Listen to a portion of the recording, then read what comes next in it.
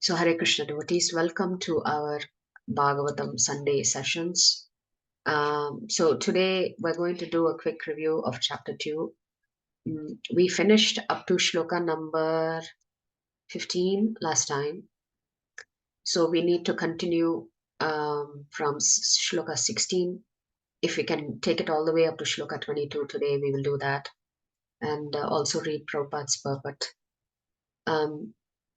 Today's section is going to be a very interesting section because it's going to talk about the levels of bhakti. How do we know that we're making progress on the path of bhakti?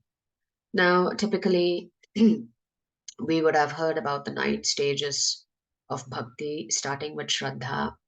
And these 9 stages is reflected in Narada Muni's pastime of how he grew up in the ashram, how he went through these 9 stages of bhakti.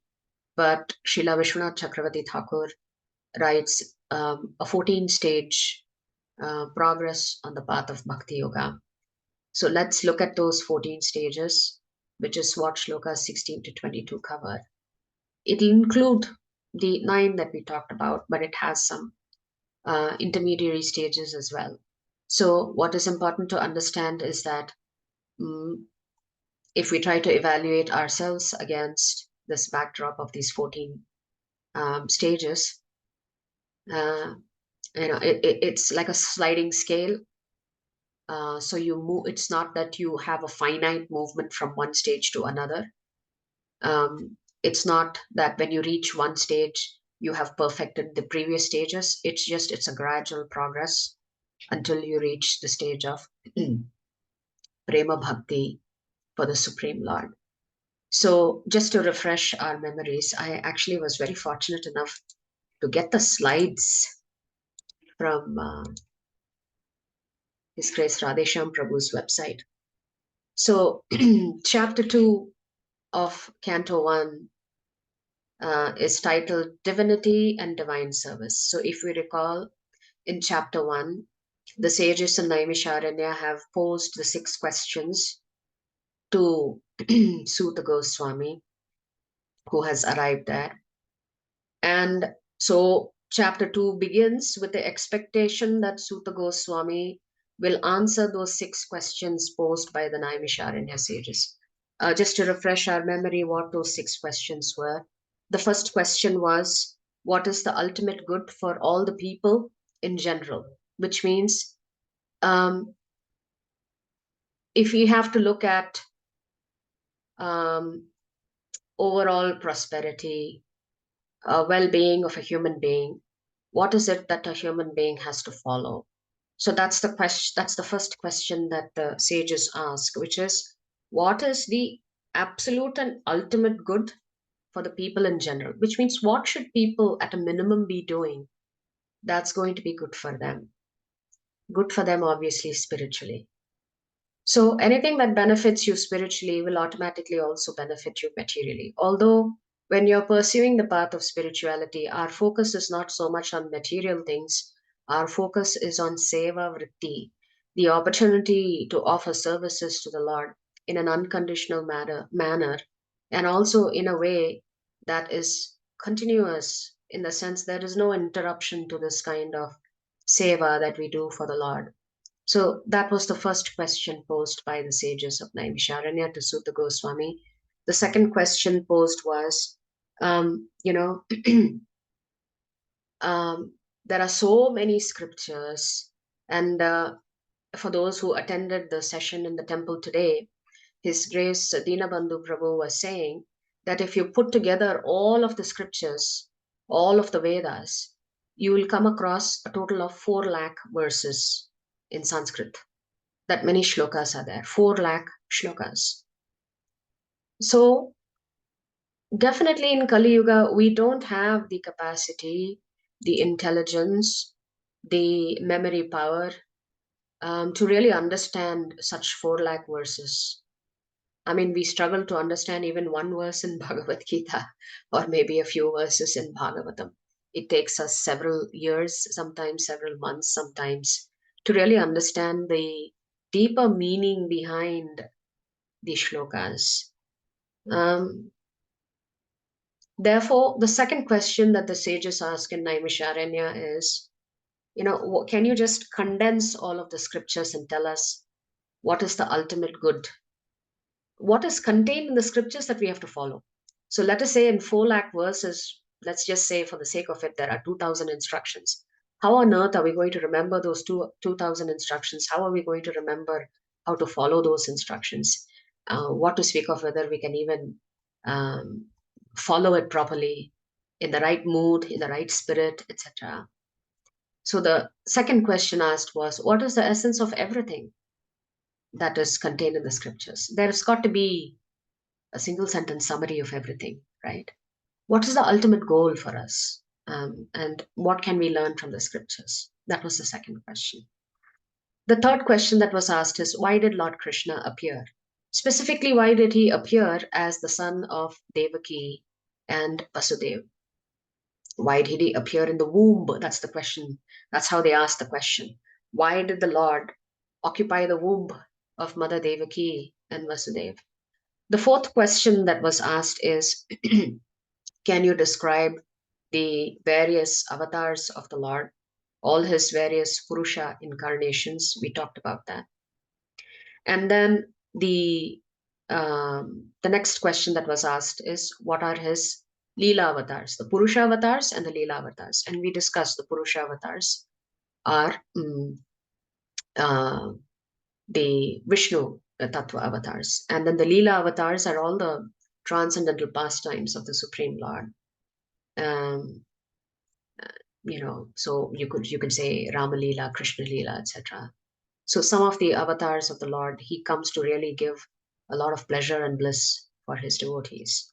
And then the final question that they asked is, now that Lord Krishna has departed back to the spiritual world, he has concluded his pastimes in Dwapara Yuga, where has religion taken shelter? Where has Dharma taken shelter? So these were the 6 questions. So the anticipation of the sages in the next chapter here is that Sutta Goswami is going to very quickly answer those 6 questions. So if you look at it, in the verses that we've covered so far, which is verses 1 to 15, the first 2 questions are answered. And we'll come back to what the answers to those first 2 questions are. And then the next 2 questions will be answered in the latter half, when probably it will take us one more class to get there, which is questions 4 and question 3 are answered in the shlokas after shloka 22. And then we have to come to chapter 3 to get the answers to questions 5 and 6. So let's look at we will read the 15 shlokas and then we'll come to the summary slides. As I said, I was very, very, very fortunate to come across summary slides from Bhagavata Subodhini. I actually have the textbook in front of me, but it's nice to also have the slides so you can see what I'm actually seeing in the textbook. So this is from the Veda base. So let's just quickly read the English translation and then we'll begin shloka 16. So Suta Goswami, the son of Romaharshana, being fully satisfied by the perfect questions of the Brahmanas, thanked them and thus attempted to reply. Srila Suta Goswami said, let me offer my obeisances unto that great sage Shukadeva Goswami, who can enter the hearts of all. When he went away to take up the renounced order of life sannyasa, leaving home without undergoing reformation by the sacred thread or the ceremonies observed by the higher castes, his father, Vyasadeva, fearing separation from him, cried out, O my son, O my son. Indeed, only the trees which were absorbed in the same feelings of separation echoed in response to the begrieved father. So Suta Goswami is talking about how Shukadeva Goswami, as soon as he came out of the womb of his mother, he just walked out into the forest, much to the dismay of his father, Vyasadeva. So obviously, it can be extremely distressing to have your child separate from you immediately after birth. But Shukadeva Goswami was a self-realized soul, so he had no need to partake of the Grahastha ashram and be with his parents. So he just leaves for the forest. Let me offer my so after first offering obeisances to his guru, Shukadeva Goswami, now he offers obeisances to others. Let me offer my respectful obeisances unto him, Shuka, the spiritual master of all the sages, the son of Vyasadeva, who out of his great compassion for those gross materialists who struggle to cross over the darkest regions of material existence, spoke this most confidential supplement. So this Bhagavatam is considered a supplement to the Vedanta Sutra. The Bhagavatam is considered to be a commentary on the Vedanta Sutra. The Vedanta Sutra was written by Vyasadeva as a summary of all the Vedic scriptures.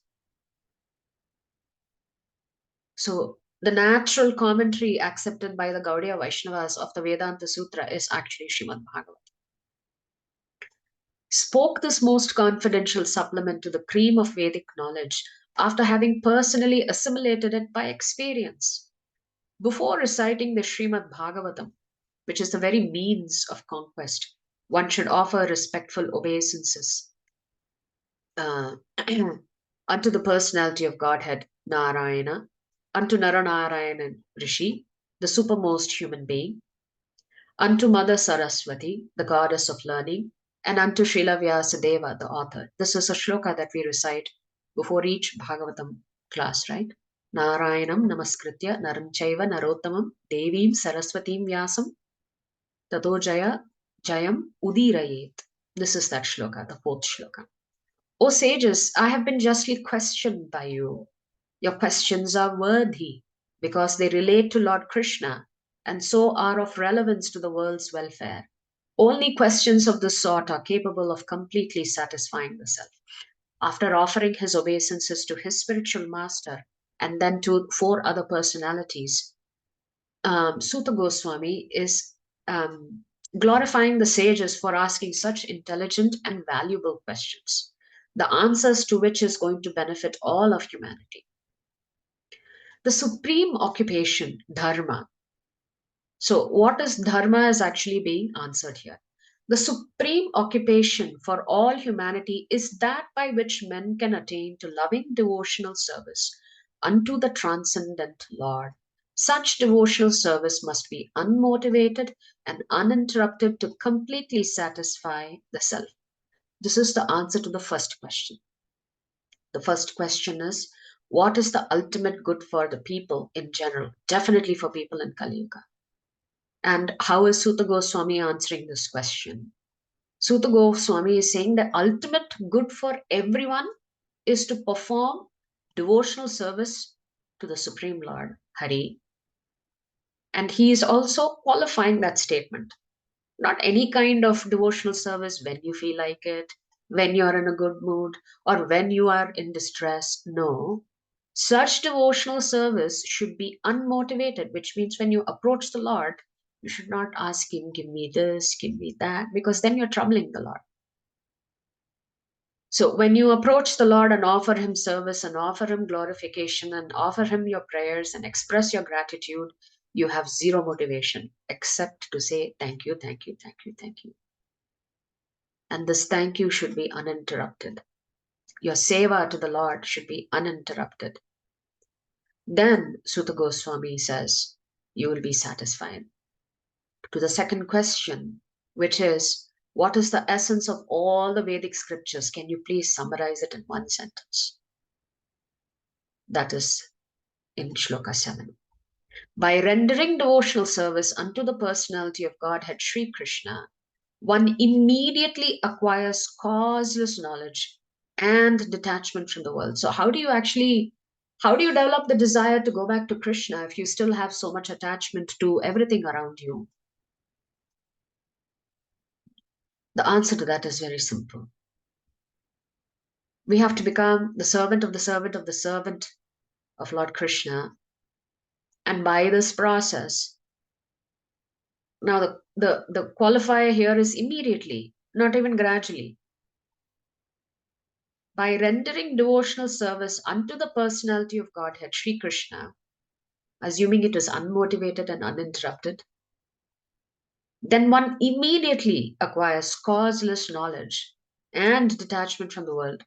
So you get 2 benefits. You know everything. If you know Krishna, you know everything. There are some purports and explanations given like that by our acharyas. All you need to know is who is Krishna. If you know Krishna, it's assumed that you know everything. Because Krishna says, I am the essence of all Vedic scriptures. So if you know Krishna, you know all the Vedas. It doesn't mean you theoretically know all the shlokas in the Vedas. It just means you've understood that the essence of the Vedas is actually to understand who's the Supreme Personality of Godhead. Once you know who he is, you have to surrender to him. So the occupational activities, so this actually ends the first section. So we can come back to the slides. So Suta Goswami begins his reply by offering obeisances to his spiritual master, Shukadeva Goswami. Then he offers obeisances to Naranarayana Rishi, to Mother Saraswati, and also Srila Vyasadeva. So the glories of bhakti is what we are going to be looking at today in the summary slides. And then the stages of progress in the bhakti path is also going to be something that we cover today. So we'll skip the shlokas since we've already read the shlokas. So in shlokas 4, he's offering obeisance to Naranarayan Rishi, Saraswati Devi, and Vyasadeva. In shloka 5, Suta Goswami is appreciating the questions put forth by the sages. In shloka 6 and 7 are the answers to the first two questions, which is what is the one thing that people need to do? What is going to be good for them? And what is going to be good for you is performing devotional service. And what's the essence of all scriptures? Devotional service. So the answer is the same to question 1 and 2. The answers to questions 1 and 2 are interconnected. Because without offering devotional service, you will not get that knowledge and detachment immediately, not over a lengthy period of time, simply by becoming a devotee of Krishna. And then a few weeks back, actually in the December class, first week class, we had covered these shlokas 8 to 15, which is, so Suta Goswami is going to explain what he has said in shloka 6 and 7, which is the answer to the first two questions. The answer to the first two questions is that we are all part of Varnashrama Dharma. As part of Varnashrama Dharma, what are we supposed to do? If we are all followers of Varnashrama Dharma, but if we've not added Krishna into the picture, then that Dharma is not considered Paro Dharma. Paro means topmost. So Suta Goswami says, if we are all doing Varnashrama Dharma, everything he says is useless. If ultimately, if we are following this path and we are not attracted to Krishna, then everything that we are doing is an absolute waste of time. Therefore, he calls it useless labor. So, Varnashrama Dharma should be followed, but you should add Krishna into the mix. If we're not attracted to Krishna in the process of following this Varnashrama Dharma, Suta Goswami is saying it's of no use, it's useless labor. Therefore, what is the purpose of all these prescribed duties that all these Vedic scriptures talk about? Ultimately, we have to perform our prescribed duties because you are seeking liberation or moksha. Even in this morning's class, His Grace Dinabandhu Prabhu was saying in the temple, when he was talking about the disappearance of, today's the disappearance day of Srila Jiva Goswami, he talks about how Shripad Vallabhacharya comes to Vrindavan and he comes to visit Rupa Goswami, and Rupa Goswami is writing the nectar of devotion, Bhakti Rasamrita Sindhu. And Sri Vallabhacharya, from an age perspective, is far more senior to Rupa Goswami. He had already met Chaitanya Mahaprabhu. So he was asking Srila Rupa Goswami, let me take a look at what you're writing. And along the way, as Sripad Vallabhacharya comes across some of the statements made by Srila Rupa Goswami in one place says that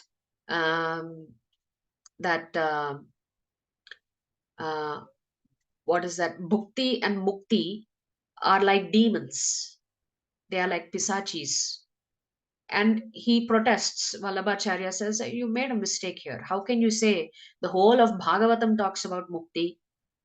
How can you criticize mukti also as a demon that we are possessed by?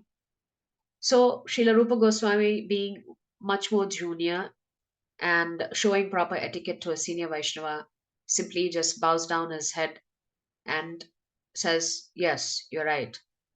Although he knows why he has written that. So Jiva Goswami, who's the nephew of Rupa Goswami, who's much, much, much, much younger in age, but far wiser than his age, when Rupa Goswami goes to take a bath, at that time Jiva Goswami is there alone with Sripad Vallabhacharya. And he tells Vallabhacharya, actually, my spiritual master Rupa Goswami did not make any mistake. He said the desire for bhukti and mukti is what is possessing us like demons. Uh, Mukti by itself is not demoniac, but the desire for liberation is also considered to be troublesome to Krishna. And before the class began, we were just having an informal conversation among ourselves about how I was listening to a lecture by His Grace Radheshyam Prabhu earlier before this class. And he was talking about we have this tendency for bhoga vritti, some have this desire for um, what do you call it, for mukti vritti, but for a devotee of Krishna, it is seva vritti that we want to develop. So bhoga vritti is on one end of the scale, and then uh, you know desire for liberation is on the other end. Desire for both is not beneficial for a devotee. A devotee simply wants to be engaged and be absorbed in service of Krishna and Krishna's devotees. So seva vritti is the mood that you are in when you're practicing bhakti yoga. Without seva, which we will come across today in the shlokas, it's not possible for us to make advancement in the path of bhakti. There was a Mataji who met me in the temple today, and she was telling me, earlier she used to be a follower of Sai Baba when she was very young, and she found that she was developing sixth sense, and it frightened her so much she left it completely. I told her, generally that is why acharyas say whatever you're practicing, even in the path of bhakti yoga, you must have a bona fide guru under whom you are following instructions, so that you're not trying to practice something by yourself and end up unintentionally hurting yourself, even if it is you're moving down supposedly the right path. So she was expressing a desire, why can't I just sit in the temple and just chant the Lord's names? I said, that's wonderful. For a neophyte devotee, when we fall in love with just repeating the Lord's holy names, we become very attached to it. That is the beginning stage. But as you grow in the path of bhakti, you understand that the Lord wants you to express your love for Him, not just by calling out for Him constantly, but also looking for ways in which you can serve Him very nicely. So, therefore, seva vritti is considered to be the topmost. So, here Sutta Goswami is saying, whatever duties and responsibilities we have, ultimately, what is our target? Our target is liberation, as per this shloka. And nevertheless, one must also maintain a healthy life. It's not that in the process of following bhakti yoga, or whichever path that is appealing to a soul, it's not that you disregard your body. You have to maintain good health, because without good health, you can't practice anything. But you have to maintain a healthy life for the purposes of pursuing the absolute truth, for the purposes of understanding what is Brahman, what is Paramatma, and what is Bhagavan. For those of you who attended the 18-day, 18-chapter sessions, we've discussed what is the difference. It is just the level of closeness with God. The closest relationship and the most intimate relationship you can have with God is in His Swarupa as Swayam Bhagavan Shyamasundara. So it is the intimacy level that varies from Brahman to Paramatma to Bhagavan. In Brahman, there is no intimacy because You just want liberation. You don't want to be troubled anymore. You don't want to take birth again. You just want peace. But imagine going on a vacation and sitting on the beach. After some time, you'll get bored. What are you going to do? Yes, you have peace. Nobody's there to trouble you. Nobody is there. But then a human being's natural affinity is to serve someone. So that is why even mukti is not considered the topmost form of liberation, because you'll get bored after you are free from all your anxieties. It's our constitutional nature to hanker to serve. So as long as we have service to the Supreme Lord, then that is the topmost form of service. That's the topmost form of bhakti. Nevertheless, we have to understand what is Brahman, what is Paramatma, who is Paramatma rather, and who is Bhagavan. And um, you can understand all of this by practicing Bhakti Yoga. And through practicing Bhakti Yoga, you automatically also develop knowledge, vairagya, detachment, Shrita Grihitya. And in shlokas 13, 14, and 15, the answers to the question, what is the purpose of Varnashrama? The purpose of Varnashrama ultimately is to please Lord Hari. All of us are pre-programmed to please Hari, but we forget we are in this la la land, somewhere floating, not realizing the real purpose behind taking this human form. And that we should perform bhakti with one pointed attention. And as we develop this intelligence, it cuts the karmic knots. When you start remembering the Lord constantly, you remember the Lord, and through that remembrance, your attachment to material things get cut. So, looking at the rest of the shlokas, so shloka 8, the occupational activities a man performs according to his own position are only so much useless labor if they do not provoke attraction for the message of the personality of Godhead. All occupational engagements are certainly meant for ultimate liberation. They should never be performed for material gain. Furthermore, according to sages, one who is engaged in the ultimate occupational service should never use material gain to cultivate sense gratification. So, we have not taken this human form to satisfy our endless material desires. We have taken this human form so that we can get attached to Krishna and release ourselves from this cycle. So, life's desire should never be directed towards sense gratification. One should desire only a healthy life or self preservation, since a human being is meant for inquiry about the absolute truth. Nothing else should be the goal of one's works. So, this is a continuation or an expansion to the answers for questions 1 and 2. What should be the goal of human life? It's definitely not chasing material things. It's actually developing a spiritual desire to serve the Lord.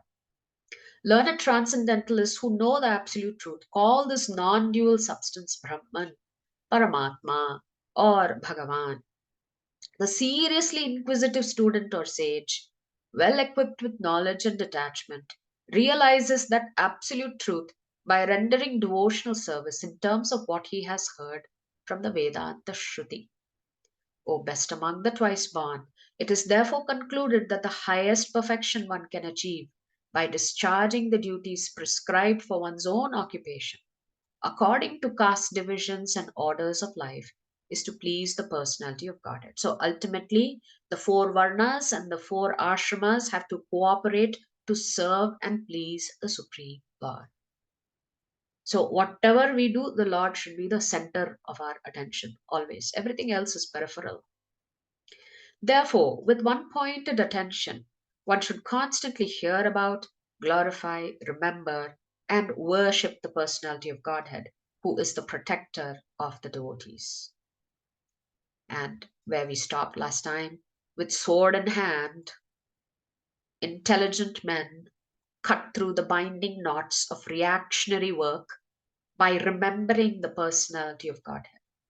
So, as you get attached to Krishna, you become detached from other things. So, it's a simultaneous process. And it's like a weighing scale. If you weigh down one side, the other side has to go up. right? So as your love for Krishna increases, your love for material things will automatically decrease. Therefore, who will not pay attention to his message? That brings us to shloka number 16. So I'll request Gayatri Mataji to kindly recite the shloka after me. Shushusho Shraddhadhanasya शुश्रूषो श्रद्धधानस्य Vasudeva Katharuchihi वासुदेवकथारुचिः Syanmahatsevaya Vipraha स्यान्महत्सेवया विप्राः Punyatirthanishevanat. पुण्यतीर्थनिषेवनात्. We'll go to word for word meaning, translation and purport by His Divine Grace, Srila A.C. Bhaktivedanta Swami Prabhupada, Srila Prabhupada Ki Jai. Shushushoho, शुश्रूषोः, one who is engaged in hearing.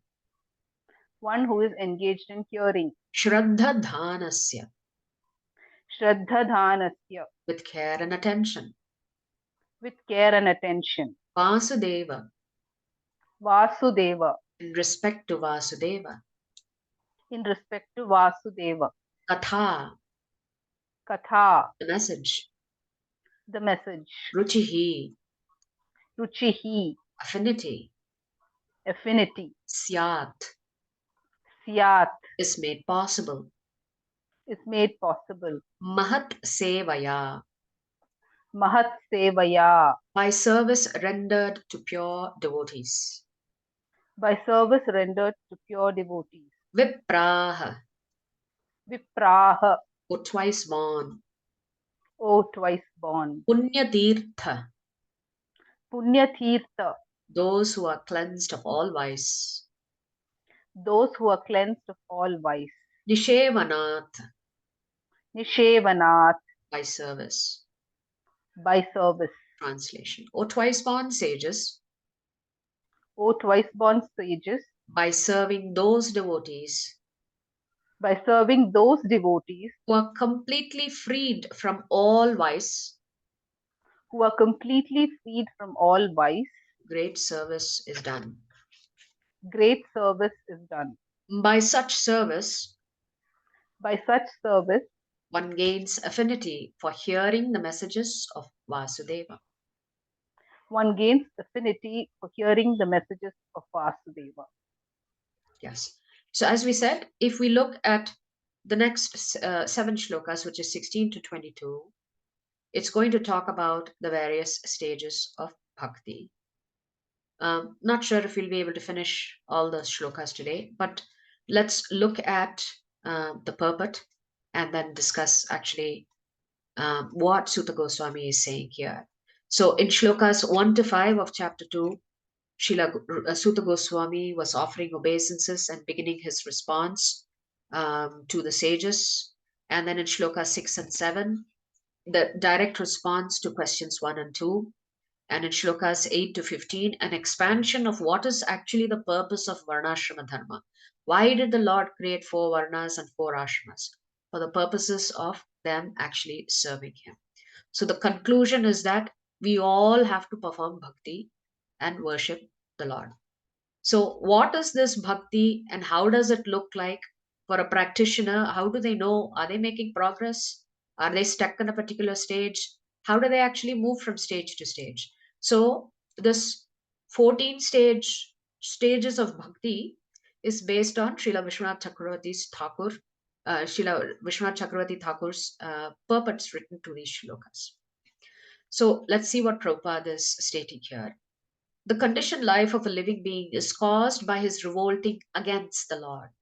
So immediately Prabhupada is saying, why are we struggling? Because we are rebelling against the Lord. We are like that bad kid, who's always throwing a temper tantrum, doesn't want to listen. Even if they are punished, they talk back, everything happens. So Prabhupada is writing that's Jivatma for you. All the anxieties and suffering we are experiencing is because we are up and rolled against the Lord. There are men called devas or godly living beings, and there are men called asuras or demons. So, if you recall, from the 16th chapter of the Bhagavad Gita, the Lord speaks about the demoniac qualities and the divine qualities. 6 demoniac qualities he asks us all to avoid, which is pride, arrogance, conceit, anger, harshness, and ignorance. These are the 6 demoniac qualities. So there are men called devas or godly living beings. Devas means they are following the instructions of Ashuras means you are violating all the instructions, who are against the authority of the Supreme Lord. In the Bhagavad Gita 16th chapter, a vivid description of the Asuras is given, in which it is said that the Asuras are put into lower and lower states of ignorance, life after life, and so sink to the lower animal forms and have no information of the absolute truth, the personality of Godhead. These asuras are gradually rectified. So, which means even asuras can go back to the Supreme Lord simply by worshipping Him. The Lord doesn't shut the gate for anybody. These asuras are gradually rectified to God consciousness by the mercy of the Lord's liberated servitors in different countries according to the supreme will. So, how do you actually grasp that mercy of the Lord? Through his pure devotees. The Lord will constantly send his pure representatives to come and fetch us, to come and knock on our door and say, hey, it's time for you to go back.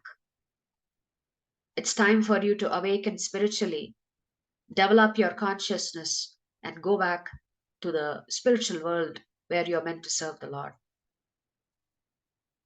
So, this Satam Kripa, which is mentioned in the Shloka, is the causeless mercy of the devotees, which means you get to practice Krishna consciousness not because you did something great, because somebody prayed for you, somebody blessed you, somebody told Lord Krishna, here is a nice potential devotee, why don't you accept them? So, by the mercy of the Lord's liberated servitors in different countries, according to the supreme will. So, it's not exclusive just to India. The Lord sends his pure devotees even into other countries. What to speak of other countries, other lokas as well. Such devotees of God are very confidential associates of the Lord. And when they come to save human society from the dangers of godlessness, they are known as the powerful incarnations of the Lord, as sons of the Lord, as servants of the Lord, or as associates of the Lord. Even in other cultures, in other religions, the heads of those religions have always looked upon themselves as sons of God or messengers of God. They have never said they are God. But none of them falsely claim to be God themselves. This is a blasphemy declared by the Asuras, and the demoniac followers of such Asuras also accept pretenders as God or his incarnation. There can only be one God, and that is Krishna. Of course, he's known by many, many, many, many names, not just by Hindus' names. He's known by so many other names in so many other cultures. But it is that same God we are all worshipping.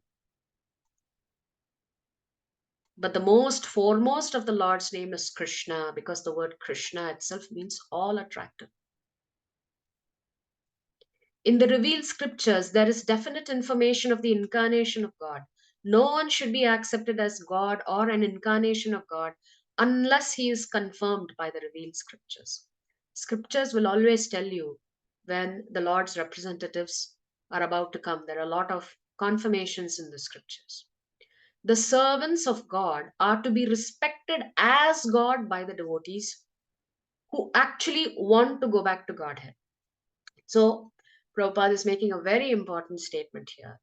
How do we look upon the pure devotees of God? To us, they are like gods to us. We have to revere them, we have to follow their instructions.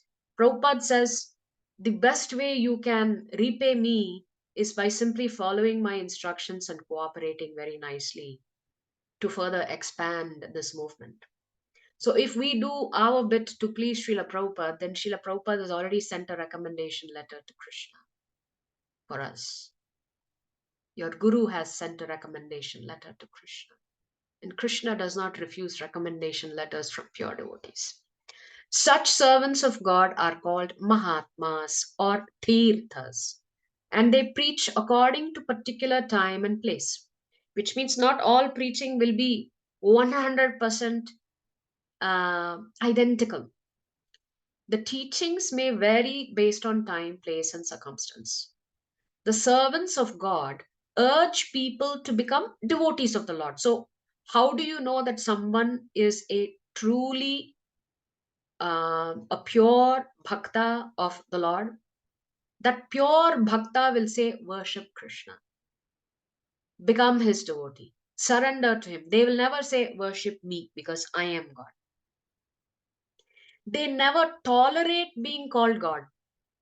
It is just too much of a violation of their humble spirit to even think of themselves as being equal to God. So it pains them deeply when you think that they are God. But then the way we respect them is as good as the way we would respect the Lord. Sri Chaitanya Mahaprabhu was God himself, according to the indication of the revealed scriptures. But he played the part of a devotee. He played the part of a devotee to show us how to become devotees of Krishna. People who knew him to be God addressed him as God. But he used to block his ears with his hands and chant the name of Lord Vishnu. Anytime others called him or referred to him as Mahaprabhu or Prabhu or the Lord would immediately close his ears, saying Vishnu, Vishnu, Vishnu. He strongly protested against being called God, although undoubtedly he was God himself. The Lord behaves so to warn us against unscrupulous men who take pleasure in being addressed as God. There are many people, unfortunately, who fool the innocent people by telling them, worship me, I'm actually God. The servants of God come to propagate God consciousness, and intelligent people should cooperate with them in every respect. By serving the servant of God, one can please God more than by directly serving the Lord. So this is that Satam Kripa and Mahat Seva. So first you receive the mercy from a pure devotee, and then by simply serving that devotee and that devotee's disciples, Krishna is going to be very, very pleased. The Lord is more pleased when he sees that his servants are properly respected, because such servants risk everything for the service of the Lord and so are very dear to the Lord. This morning, there is a wonderful preacher from the Sri Sampradaya who's been um, uh, doing 15-minute katha from Valmiki's Ramayana. So I listened to that 15-minute video that he releases, that Prabhu releases every day. And today's session was about why did Lord Ram do that Agni Pariksha for Sita Devi? And he explained how much of misunderstanding is there about this incident in the Valmiki Ramayana. It was not for Sita to prove her chastity to the Supreme Lord. That was not at all the reason. The reason was Sita Devi insulted his dear servant Lakshmana by telling him the only reason you want to stay back is because you have your eyes on me. That is why you don't want to go and save your brother Ram. So the Lord wanted to set an example and say he becomes very displeased, even if it is his own consort. As a king, representative of the king, he has to treat his family members exactly with the same set of laws and not play any favoritism. And therefore, Prabhu was explaining wonderfully. It is because Sita Devi insults Lakshmana like that. She asks Lakshmana to light the fire, and therefore she passes that Agni Pariksha as a atonement for what she had done. She had committed an offense against a servant of the Lord, and the dearmost servant of the Lord is Lakshmanji. So that is why Prabhupada is writing, when we please devotees of the Lord becomes very pleased. He's actually looking to see how nicely you and I are serving great devotees of his. The Lord declares in the Bhagavad Gita 18.69 that no one is dearer to him than one who risks everything to preach his glory. Remember when we were doing chapter 18, Krishna says, whoever is preaching this knowledge is my dearest servant, he says. There's no one more dear to me than him. And his dearest servants risk everything they have just to preach the Lord's glories. By serving the servants of the Lord, one gradually gets the quality of such servants. So this is why Seva Vritti is important. Because it is through Seva Vritti that we develop the humility. And humility externally is easy to show humility. Internally, one must develop humility, which means internally you have to know that you are nothing. You are nothing without other Vaishnavas. That you cannot progress without the help of the Vaishnavas. Without the association of fellow Vaishnavas, you cannot make progress on your own. By serving the servants of the Lord, one gradually gets the quality of such servants, and thus one becomes qualified to hear the glories of the Lord. So, how do you become qualified to begin hearing about the Lord? First of all, you have to get that mercy from a servant of the Lord. The eagerness to hear about God is the first qualification of a devotee eligible for entering the kingdom of God. Those who have this eagerness to hear the Bhagavad Gita, to hear Srimad Bhagavatam, to study the scriptures, even if they cannot study, even if they cannot understand, they just want to be there and hear. That is the first quality that you depict, that you are getting ready to be eligible to enter the kingdom of God. So, what are the first two qualities here? Satam Kripa, causeless mercy of the devotees. Mahat Seva, service to the devotees. So these two actually precede Shraddha. Normally in the 9-stage progress of bhakti, it begins with Shraddha. But even before Shraddha, you have to have received the mercy of a Vaishnava. And then you should have undertaken some service to that Vaishnava. So which brings us to the next shloka, which is shloka number 17. Shrinvatam swakatha Krishnah Shrinvatam swakatha Krishnah punyashravana kirtanah Punyashravana Kirtanah hridyantastho hyabhadrani Hridyantasto Hyabhadrani vidhunoti suhritsatam. Vidhunoti Sruhutsatam Shrinvatam, Shrinvatam, those who have developed the urge to hear the message of. those who have developed the urge to hear the message of. Swakathaha, Svakathaha, his own words. his own words. Krishna, Krishna, the personality of Godhead. the personality of Godhead. Punya, Punya, virtues. virtues. Shravana, Shravana, hearing. hearing. Kirtanaha, Kirtanaha, chanting. chanting. Hridyantastaha, Hridyantastaha, within one's heart. within one's heart. He, certainly. abhadrani, Abhadrani, desire to enjoy matter. desire to enjoy matter.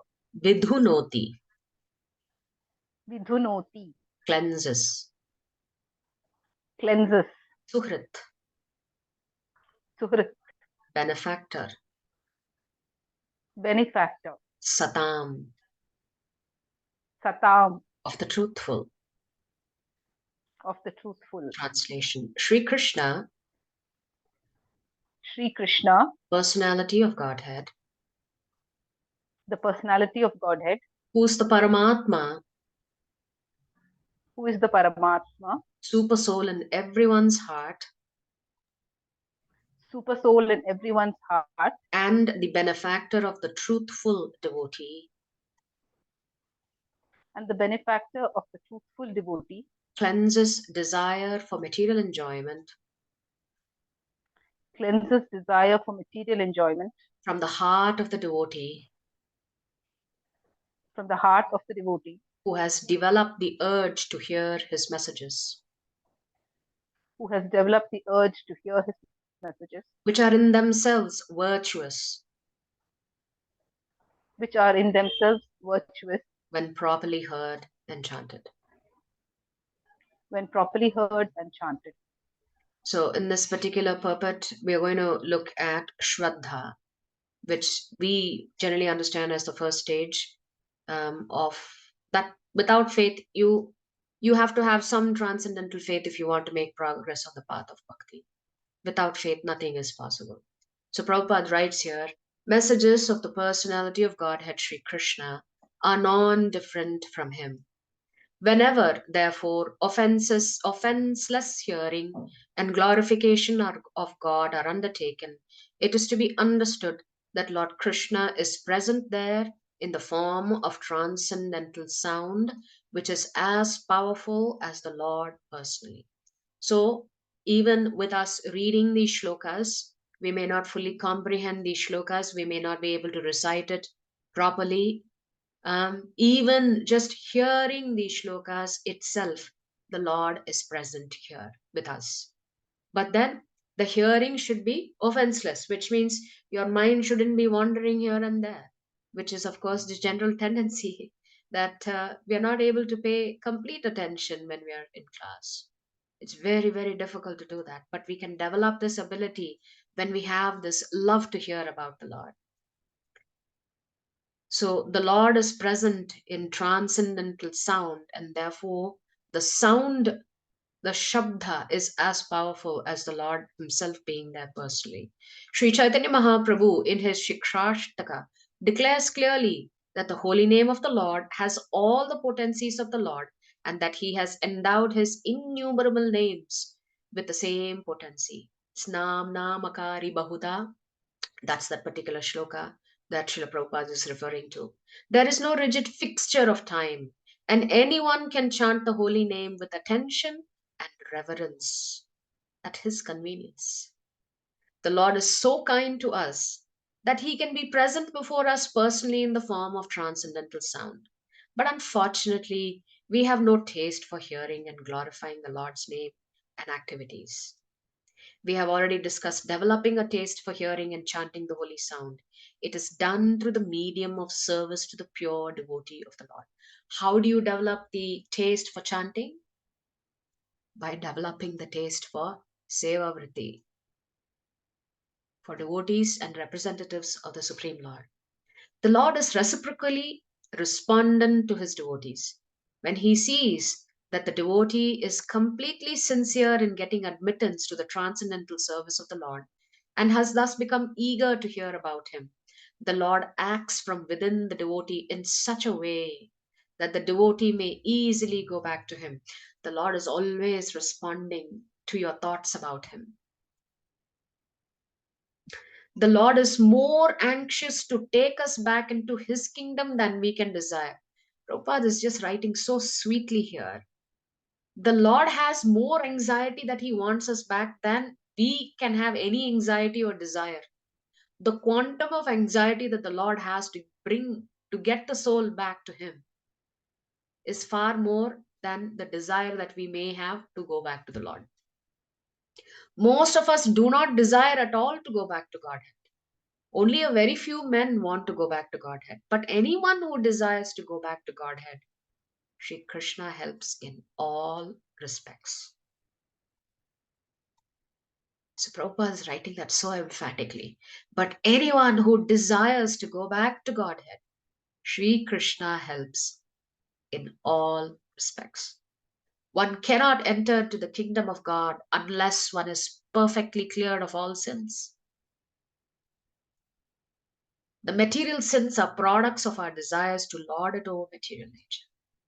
It is very difficult to get rid of such desires. Women and wealth are very difficult problems for the devotee making progress on the path back to Godhead. Prabhupada also sometimes added the word wine, the three W's that are evils. For a man to make progress on the path of bhakti, his relationships with the opposite sex, chasing money, and chasing other sensory objects.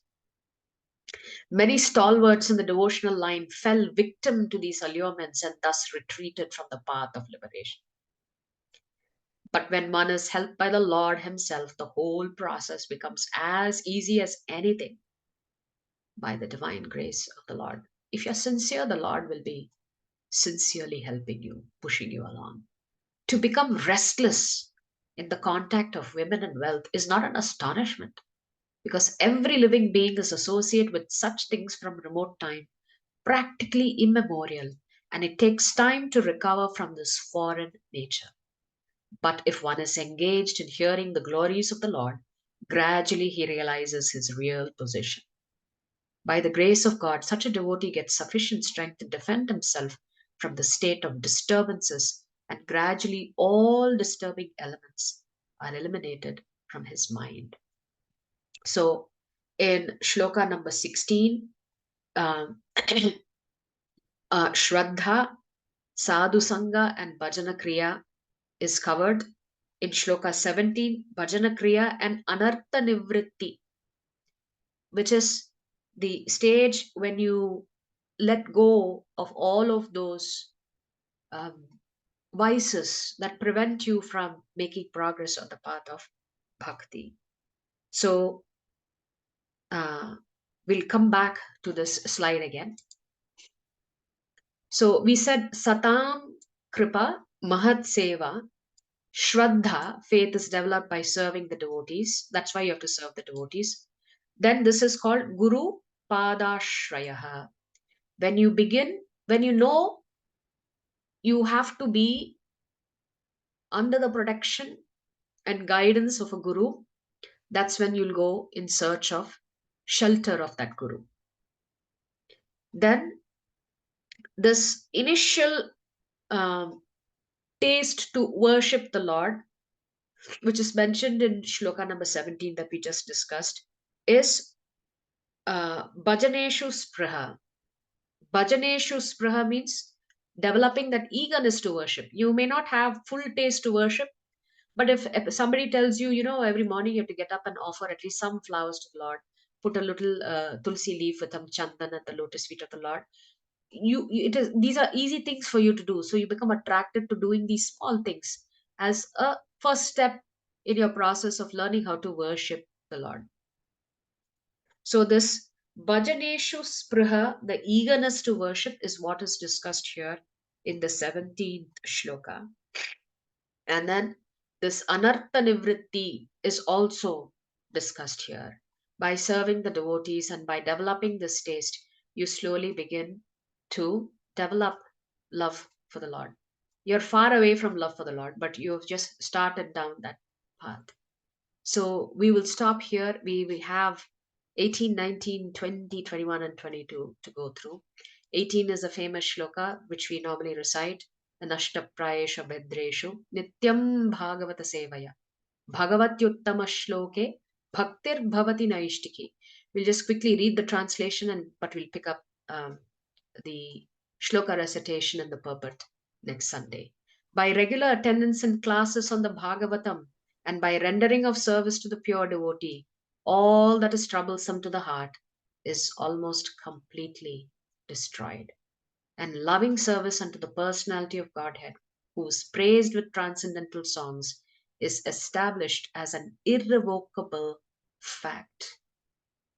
This regular attendance in classes, it just means we have to hear Harikatha every day. Every day, we should not have one day where we are not attending some class. where we're not listening to some pravachan from a bona fide acharya. And every day we should look at what service can we offer to the Lord that day, both at home, in the temple, digitally, however else one can look at offering seva. So, for the sake of time, we will stop here, and we'll pick up this shloka along with the next 4 shlokas next Sunday. So, please do join us.